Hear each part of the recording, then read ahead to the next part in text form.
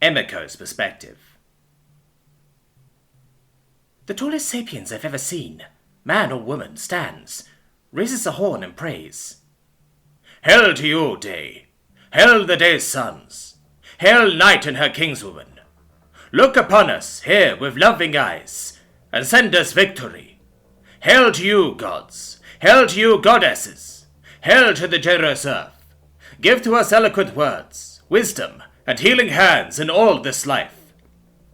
Before bringing the horn to her lips, and drinking deeply of the mead, mirrored by almost everyone in the room, the only exceptions being the garden warders, for whom this drink would be quite poisonous, and the singular Muslim, all of whom have horns presumably full of something besides mead. The mead is both surprisingly flat, given how fizzy it was when it was poured for me, and surprisingly dry. I definitely expected honey wine to taste sweeter, but then I suppose wine doesn't taste that much like grapes, does it? Her prayer cum toast completed, the straw-blonde woman looks down from her raised platform at the head of the room to the other 4 long tables, filled with around 1,500 locals, a few dozen bright plumers who accepted Toon's invitation, and piled with food, mostly of the roasted and meaty varieties. Now, booms the mountainous blonde, looking around at all present, it will not escape the notice of any of you that Hodin has not withheld with from, but we are visited by many guests from Muffwell tonight. I'm sure I don't need to remind anyone in this room that, compared to us, garden dwellers are very fragile. Please do not be as physical with them as you are with each other. They're liable to get hurt. Additionally, if I hear that any of you, my brothers and sisters in Poor, have made any of our guests feel in any way unwelcome, you'll answer to me. There's an uncomfortable shift that goes around the room at the imposing woman's words. I think I understand what she meant when she told us earlier that they hadn't elected her as their priestess just because she was the strongest, oldest, or the only one of them who lived in her own mead hall. She allows the threat to sit a moment before a smile breaks over her face and she quips, "And if I think you really need to be taught a lesson, I'll pass you off to my wife." Smirking and gesturing to the much smaller and daintier woman sitting to her left, who smiles and rolls her eyes as the room erupts into a raucous laugh. She lets the laughter mostly die down before she holds up her hand and silence falls, allowing her to continue. She gestures to Toon, sitting to her right. "I'm sure you've all noticed that my Toonie is back with us." That's met with a cheer. Yes, not for long, I'm afraid, but tonight she'll be narrating the story of Paul's wedding. She's also brought her partner, Victor. Give us a wave, Victor. The copper-haired man raises his hand and gives a small wave, and the priestess turns back to her congregation, warily saying, "Try not to be too jealous of either of them, ladies, gents, and others." This is met by a hearty chuckle from everyone. After the performance of Paul's wedding, Victor is going to give a recitation of the first part of Beowulf's fight against Grendel. There are some considering noises at that. "But first," she says with a conclusive tone, "we must eat, we must drink, and we must be merry." A cheer goes up, and the Norsemen and Norse women begin helping themselves to the food, with the rest of us following their lead. Zon's perspective.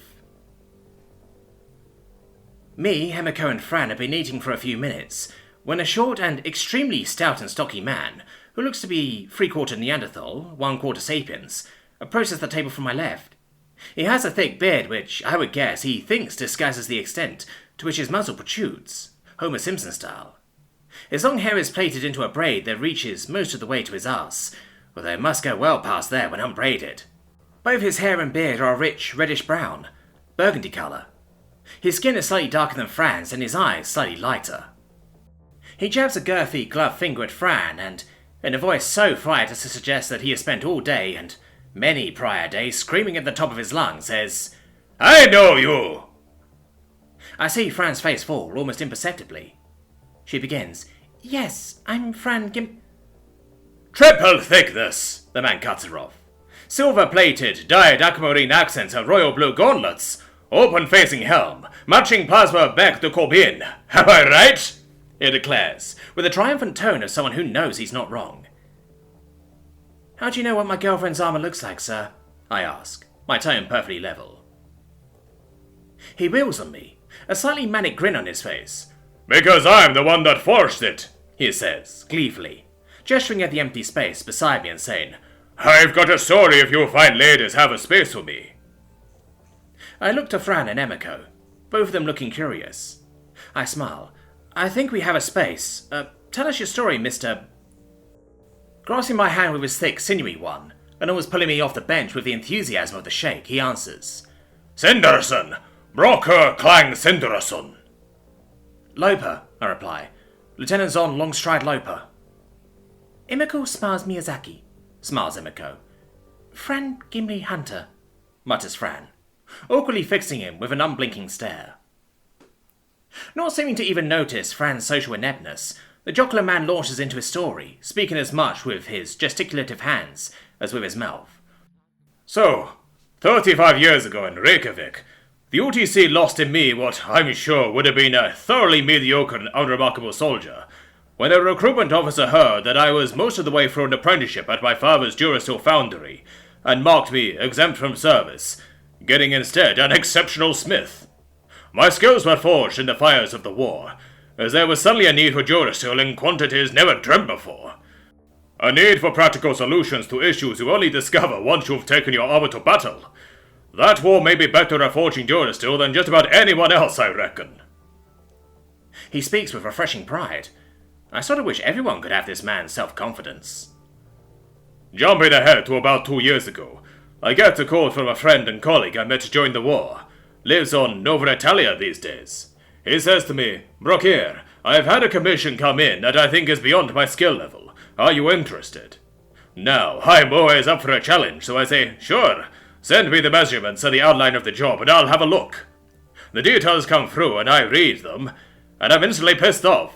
I say to him, Fabrizio, I don't do showpieces. My armor is meant to be worn. It's meant to protect people, not to sit around gathering dust in some rich asshole's hallway. He gives me a smile and tells me it's not a showpiece. Obviously, I don't believe him.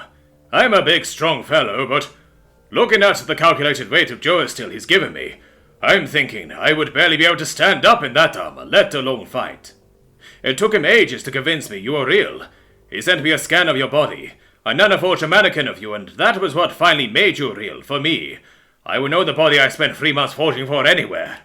I spotted you from all the way across the room. I must say, that armor is some of my finest work, though I've always been curious. Why an open-face helmet? With an enclosed helmet, I would dare say you could survive a direct hit with an anti-tank gun in that suit. Fran mumbles something inaudible, causing the man to laugh. You'll have to speak up, I'm afraid. I know I've got ears like a troll, but they don't help me hear any better. Come to think of it, it's been a while since my last regen. Might be going a bit deaf. Fran's olive skin flushes red as she says, I got claustrophobic. The closed helm Fabrizio had me try made me feel like I was wearing a coffin. Had a panic attack, requested an open one. I know it's silly. No, girl, says the avuncular man, as if offended on her behalf. Armor that gives you a panic attack is armor you're not going to wear. If offered the choice between having someone wear 70% of one of my helmets, or not wear 100% of one, I'd go with the former every time. It would break my heart to have put so much of myself into forging a paperweight. You made the right choice.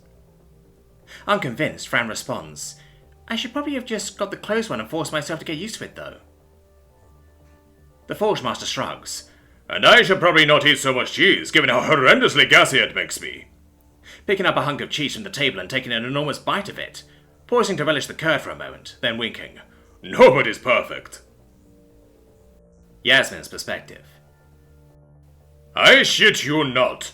A whole last hand inside the scrap tower the salvage crew brought me. Most of a forearm, too. The hybrid New Norseman says, speaking to the Neanderthal Tatar, the Teshwani Jew and the Japanese woman, gesturing on his own thick right forearm to where the cutoff was. Most disgusting thing I've ever touched. Showed it to them and they said that it wasn't their department, but if it hadn't been removed, then its original owner was still alive, so it wasn't considered remains. I told them, I don't give a fuck what it's considered. What do you want me to do with a whole ass human hand? You want to know the solution? He asks, not waiting for an answer. Why can't you just throw it in the furnace? Won't it just burn up? Here, the Teshwana's Ru interjects with a question, with dozens of distinct clicks dancing around the interior of her mouth, but hers being, that most precious of commodities, a language I don't yet speak, I'm left to infer that she asks something like, can't you do that? for the combination of her tone and the answer the stocky Norse speaker gives. No, forging Duracell takes precise conditions. A single human hand added to the mix would have the capacity to contaminate more than 14 tons of salvage. This is armor that has to let us wear a rung headlong at a machine gun nest. It has to let our soldiers do what they do to win us the war. No budging. Good enough isn't good enough. Forging Duracell isn't exactly a technical feat. Hell, if we'd known what to do, we probably would have been able to forge it since the invention of artificial gravity in the 23rd century. But it's so finicky, so particular that if you don't already know what you're doing, well, it would take more trial and error than is possible for one lifetime to work it out from first principles. The fact that Terrans were the first to produce it, despite not being anywhere near the levels of technical advancement as the rest of the galaxy, is probably because we were the only ones who would... Losing interest in that conversation, I turned my attention to the head table. I nudged the Norsewoman next to me, attracting her attention. "Excuse me, Miss..." By Allah, the thrill I get as her glistening sapphire eyes widen and flick to my left temple, then right, to confirm that, no, I'm not wearing a translator, and yes, I'd just speak to you in your natural language. This is what I live for. I was wondering if you could enlighten me. She hesitates a moment before stammering, what do you want to know? I gestured to the table at the head of the room. You see those three tall blue-skinned non-Terrans sitting at your priestess's table? I was wondering if you could tell me everything you know about them. Looking uncertain, she answers, Tun Valambasa? You mean about their species or about them as individuals? I smile. Both. As much as you know and are comfortable telling me. And take a sip of my tart apple juice as she starts speaking. So, their species is called the Don. There are about 300 or so on Ferroscandia. They're from a planet about 25 light away that isn't part of the GU. It's an eyeball world. They historically hated outsiders, but one of the clans had an embassy there from a few years after the war ended, when the first settlement started, to about 16 or 17 years ago. Those three's parents popped back home, and the only thing that came back was a message in untranslated Don Avu, saying that any Don who has left Don Olu is considered a traitor to their species and will be dealt with as such, should they return, making the embassy into refugees. Externally I make sympathetic noises, but internally I'm greedily gobbling up the linguistic tidbits of this rare language with delight it would be entirely inappropriate to express. It sounds like their language is big into compounding. Avu must mean language, but it's probably in a genitive form, right? So language of the Olu must mean planet of the... Would you be a genitive case marker? I'll have to ask the one on the bright plume if she's willing to help me learn her people's tongue. If there are only a few hundred of their cradle world, I imagine there aren't enough resources for me to be able to teach myself. Turning my attention away from the juicy new potential addition to my collection, I ask, so how come they're sitting with your priestess? Are they even pagans? Well, Tony is. She gestures to the one I recognize. Vol, she gestures at the grim-faced man with harsh, angular black lines tattooed across his face and hands and wearing princely clothing. He keeps the Don Avu, at least officially. His wife, Asrior, next to him. She gestures at the caramel-blonde human sat beside him, with a matching set of tattoos. She is one of Princess Poradottir and Miss Arandottir's natural children, but she's converted for him. They wouldn't have been able to marry without being the same faith? I query. She shakes her head. They would have, but it would have meant Vol relinquishing his position as leader of the splinter of his clan here. They're very traditionalist. They rule by a male primogenitor, which is why he inherited over Bassa, who's the oldest, but they wouldn't have accepted a leader who was married to someone not of the Don Ovu faith, she says. Tautologizing the word faith by my guess. Bassa I don't know about. I have not heard her or anyone else talk about her religious views. I know she doesn't wear a cross or mjolnir around her neck, but that doesn't mean anything. Neither of those faiths requires a pennant to be worn. From context, I can infer that those tattoos have nothing to do with Don Ovu, or at least are not a requirement of it, since my conversation partner doesn't mention their absence from her. I would guess a remark of leadership? I'm going to have a lot of fun gossiping to Jay about this later. That Korean sociologist has some very interesting perspectives. I wonder, for instance, why the exiles would cling to the trappings of a culture that made them pariahs and exiles.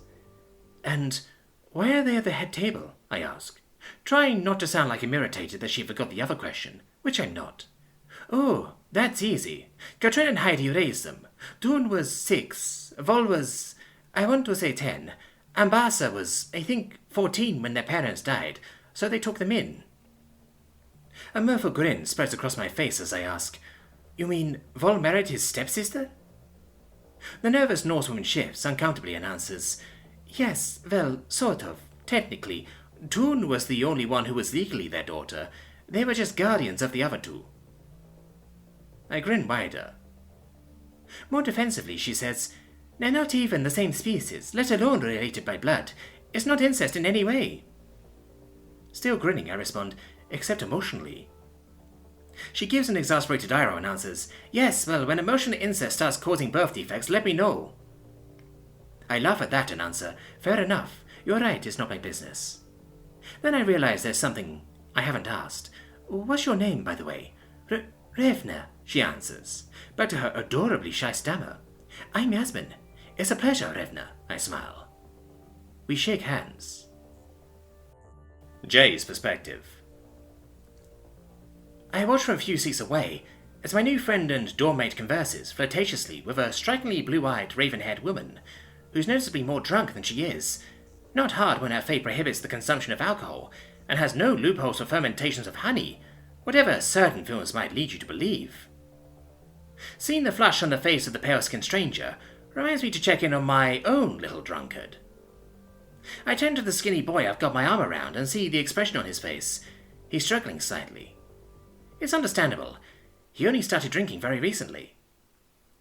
How are you holding up, sweetie? I smile kindly. I'm okay, says Timey. It's not as strong as your soju, but they've given me so much more of it. Time Mancha, I say, using my mother voice. If you're not enjoying drinking it, you should stop. Nobody's going to be offended. He shakes his head. It's fine, but Jay, he corrects himself.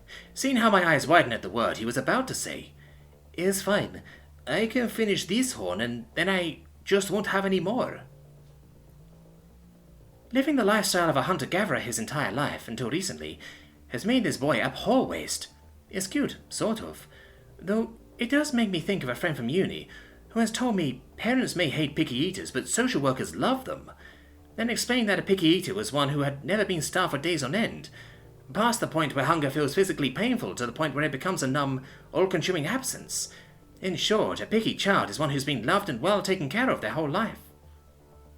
I think about arguing the point further, but decide to just let him be and give him a reassuring squeeze, saying, All right then, young man, your last one. I'll hold you to that. He blushes, and I smile. Letting him get on with the business of nursing his drinking horn, I look around the room we're in. Everything here is Frankenstein culture, a term used for societies that have at one point or another entirely died out, and had no active participants. The Norse faith had no practitioners for centuries during the second millennium. The Norse language evolved into Danish, Swedish and Norwegian, only staying partly intelligible to its prior form in Iceland and the Faroe Islands. Of course, elements of the culture survived and got incorporated into the successor cultures, like Christmas for instance, but the culture was functionally extinct from the 11th to the 19th centuries. Even after its revival, though, it stayed with only a few thousand people, until a sudden explosion of popularity in the 22nd century brought it to once again being more than a fringe phenomenon. Today, the Norse faith has nearly 2 billion practitioners, and the New Norse language has several times that many. Difficult to say definitively, though, since it's close enough to Icelandic and Faroese that they readily swap vocab and have only a little trouble register shifting to be able to converse. However, the fact that it has spent hundreds of years extinct means that there is a lot that simply can't be reconstructed. Those people singing a song with rhythmic guttural chants are singing a combination of what early third millennials thought Viking music would have sounded like, and music techniques borrowed from other cultures. That man backing the song with throat singing, if I correctly recall my sociology seminars, is using a style originally borrowed from the Mongolic peoples of Central Asia. Those people over there, who set up a ring on the floor and are boisterously trying to push one another out of it, are effectively just sumo wrestling. We have no way of knowing what Old Norse songs sounded like, and only vague references from the sagas and Eddas for what their contests of strength were like. Regardless, everything around me feels genuine. Not like a hollow recreation of a culture that lived long ago, but like a culture that is truly alive now, today. I'm just looking at the head table when I notice that several of the seats, including Katrin's and Heidi's, have been empty for a while. When the room is plunged into darkness and total silence falls, broken only by a few people shushing those that need to be shushed. There's some shuffling I hear from the head of the room and to the left, when I face that way, which moves into the centre. A spotlight shines on the standing tune. Long ago, in the halls of Valhall, Por, son of Odin, and the mightiest of all the gods, whose hammer Mjolnir both defended Asgardor, and was thrown each spring to break the sea ice that had formed in the winter, lay sleeping beside his wife, the fair Lady Sif,